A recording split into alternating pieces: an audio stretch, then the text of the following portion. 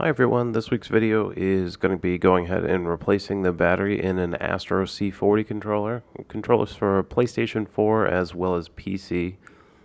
This one actually wouldn't turn on because the battery was so dead, so even plugged in it wouldn't do anything. So we'll go ahead and replace the battery here. Run into a few issues, but we'll look at those when we come to them.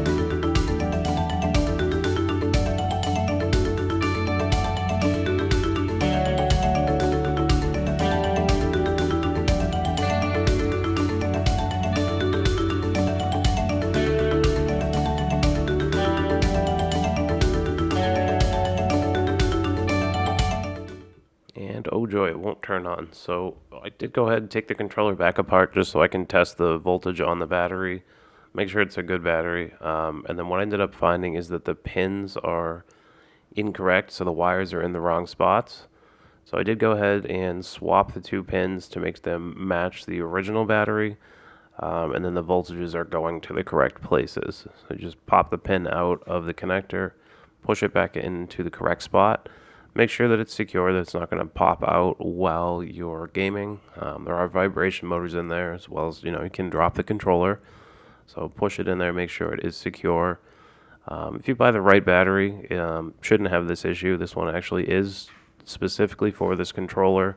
Just came from a cheap seller, so they must have done it incorrectly. I did end up getting it working in the end, so it's fine. These are pretty expensive. The batteries are $25.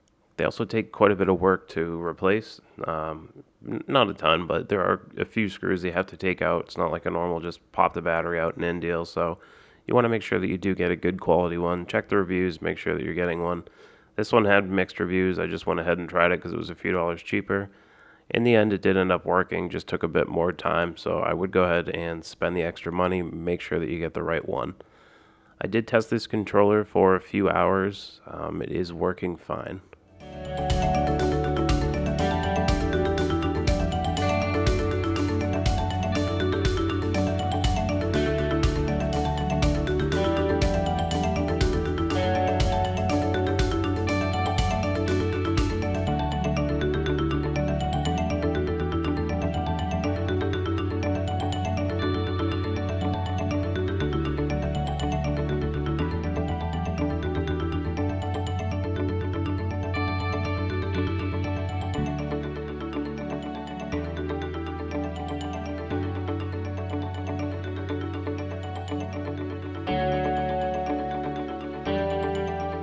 while you have it apart, great opportunity to give it a quick clean, get any of that finger gunk out of there. And then while I'm popping the grips back on, you can see that two of the tabs ended up breaking. I just broke them off flush. There won't be any issues. It will still hold on securely.